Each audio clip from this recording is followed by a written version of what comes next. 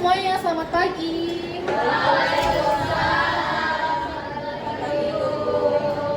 Apa kabarnya hari ini? Baik semua? Alhamdulillah, luar biasa. Allahu Akbar. Oke, sebelum kita mau mulai pembelajaran hari ini, boleh dilihat sekelilingnya dulu apakah ada sampah. Kalau ada sampah, tolong dibuang keluar ya. Kalau disimpan dulu, baru nanti pokoknya selesai materi baru kalian buang ke tempat sampah. Oke, sebelum kita mau mulai, langkah baiknya kita berdoa dulu. Ketua kelas boleh mendampingi doanya? Iya. Nah, tadi teman-teman sebelum kita mulai kelas pada hari ini, kita berdoa untuk teman-teman masing-masing. Berdoa mulai. Kembali salam. Assalamualaikum warahmatullahi wabarakatuh. Waalaikumsalam warahmatullahi wabarakatuh. Semangat sekali ya hari ini. Apakah dari teman-teman kalian ada yang nggak hadir hari ini, sakit atau izin? Ada semua. Alhamdulillah pada hari semua ya. Oke, hari ini Ibu akan melanjutkan materi yang telah kita pelajari kemarin. Tapi sebelumnya apakah ada yang masih ingat pelajaran kemarin? Tentang menciptakan harmoni sosial. Benar sekali. Tapi kamu tahu nggak materi tentang harmoni sosial itu apa? Definisinya. Harmoni sosial itu cerita dari kita adanya sosial. Ya benar. Selain itu ada yang bisa menjawab selain apa? Harmoni sosial itu bisa dicipta dengan berperilaku sesuai sama yang berlaku atau bersifat kepada. Selain itu ada yang bisa jawab?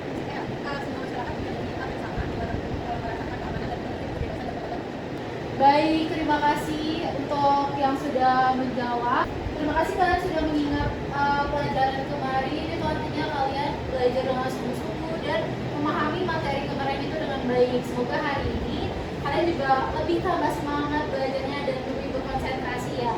Nah, sebelum kita mulai materi hari ini, adakah yang tahu mengenai tentang konflik?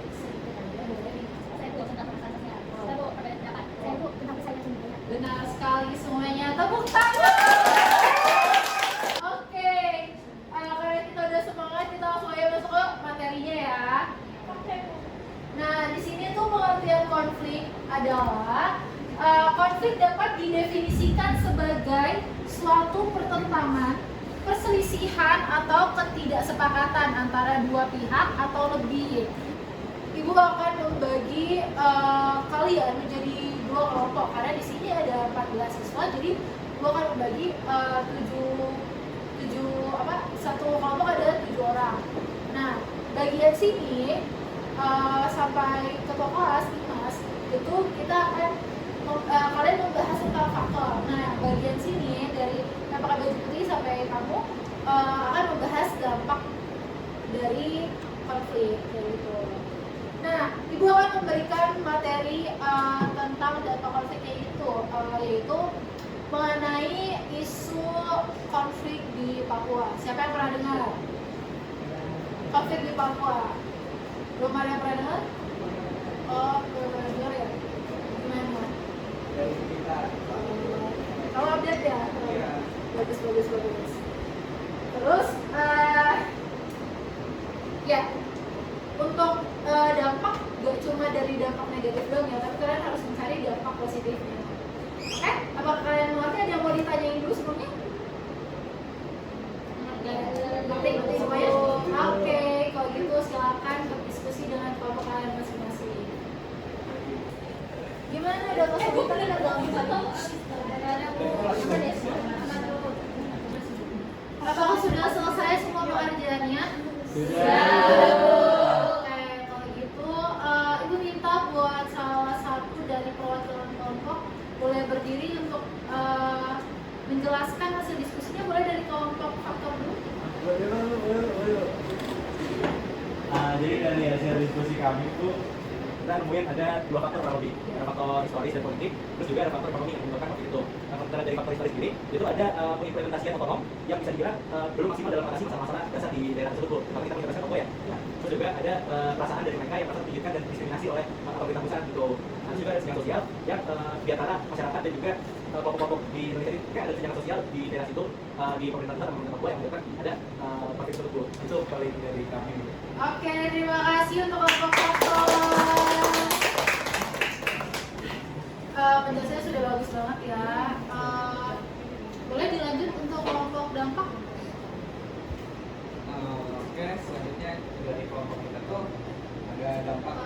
Boleh diperbesar soalnya jauh. Oke. Dampak dari konflik Papua itu dibagi jadi dua ya, positif dua dan negatif dua. Pertama kita bisa menjawab banyak jalan akibat kekerasan yang terjadi di Papua. Terus yang kedua ada kerusakan infrastruktur. Akibat dari konflik yang terjadi di Papua itu banyak infrastruktur yang terkena banyak di kerusakan. Nah, terus juga ada positifnya konflik di Papua itu meningkatkan kesadaran global tentang ketidakadilan dan juga banyak pelanggaran HAM yang terjadi di dalam Papua itu sendiri. Sehingga isu sosial tersebut dapat memicu tekanan internasional untuk melakukan perubahan. Terus yang kedua itu ada konflik dapat memicu semangat bersama solidaritas. Karena di Papua itu menjadi konflik itu menyebabkan solidaritas terjadi di daerah tersebut. Kita juga untuk menegakkan kebebasan dan kebebasan dan mengangkat masyarakat. Cukup. Oke, terima kasih. Artinya kalian berdiskusi dengan baik dan mengerti tentang materi ini. Terus,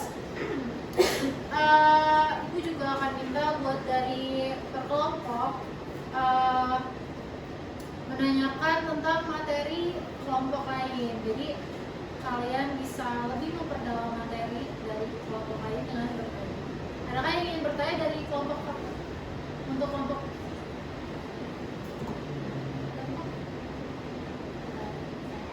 Silakan. Mengapa konflik di Papua memberikan citra negatif bagi Indonesia di mata dunia? Mau langsung jawab atau diskusi dulu?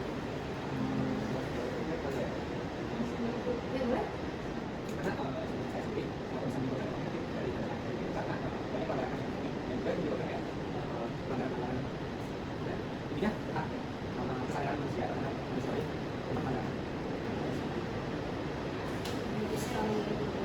Cukup dari kelompok. Oke. Oke, apakah kelompok dampak ada pertanyaan untuk kelompok faktor? Jadi saya mau nanya, apa saja sih faktor utama yang memicu terjadinya konflik di Papua?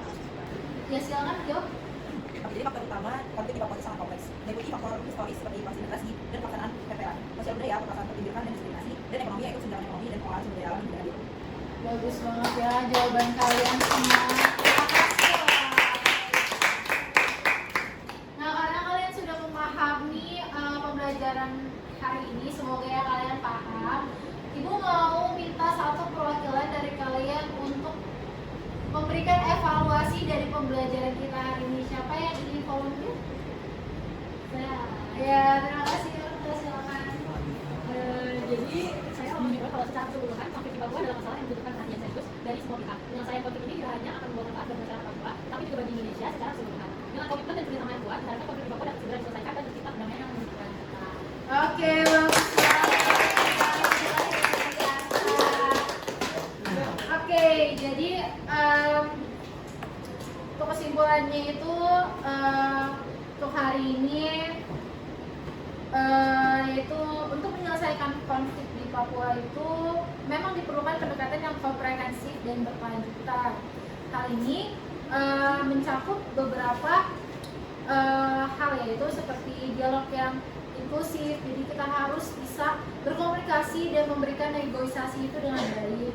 Karena hari ini kelas kita sudah selesai dan Ibu harap kalian mengerti untuk materi hari ini. Dan untuk materi besok kita akan mempelajari kekerasan. Ketua kelas boleh minta tolong untuk dipimpin doanya. Kita masuk tahap tadi kita udah bilang kita udah mau diskusi berapa ya? Udah saya. Beri salam.